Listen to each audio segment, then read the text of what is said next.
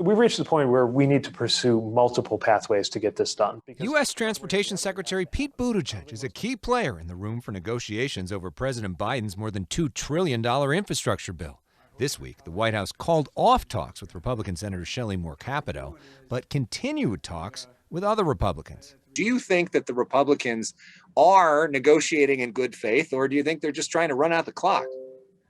There's been a lot of goodwill in honest, frank negotiations where sometimes we turn out just to be too far apart. And so that's what happened with the group that the president was speaking with earlier. There are other groups forming, different combinations of Democrats and Republicans, House and Senate. And it's absolutely worth pursuing that track. The White House says California's infrastructure gets a C- grade and has more than 1,500 bridges and 14,000 miles of road that are poor quality. California, you got it all, right? You got ports and airports, you got waterfront and desert, you got roads and rail and transit and everything in between, rural and urban. And it's exactly why we need a plan like this that doesn't nibble around the edges. I asked about California's struggle to build high-speed rail on budget and on time. What do you say to people who don't necessarily trust that the government does this well?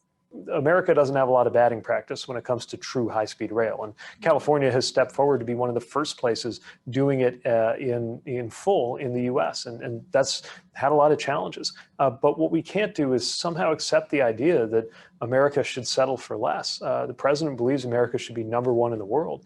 We also talked about the Biden administration's push to vaccinate Americans via record incentives. Budweiser offering free beer. United, free flights. Microsoft, free Xboxes. And California, $1.5 million.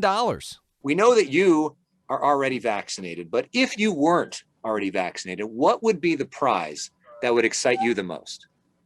Well, the free beer sounds pretty good to me. So I guess a little easier to win me over than a $1 million lottery. Apparently, you're a cheap date, which sounds good.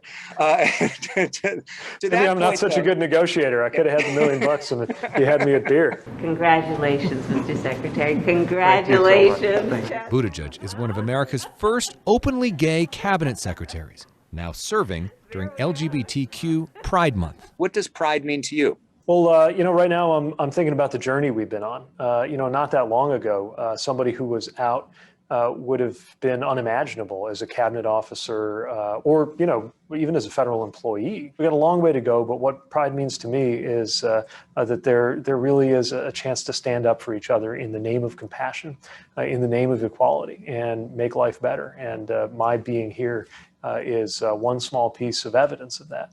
And I know there are a lot of young people out there wondering whether they fit. They know they're different, and they don't know whether America has a place for them.